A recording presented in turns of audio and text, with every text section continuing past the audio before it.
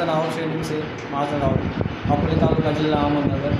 माझं 10वी नंतर आय टी आय झालेलं आहे. त्यानंतर मी टाटा मोटर्स येथे क्वीजमधनं एक ट्रेनिंग पिरियडसाठी ॲड झालो. इथं मी डिप्लोमा इन मेकॅट्रॉनिक्समध्ये 2 वर्षाचा कोर्स पूर्ण केला.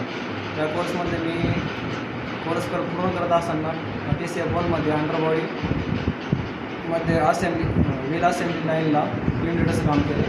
मी तर या कंपनीमध्ये आल्यानंतर मित्र खूप बनवले.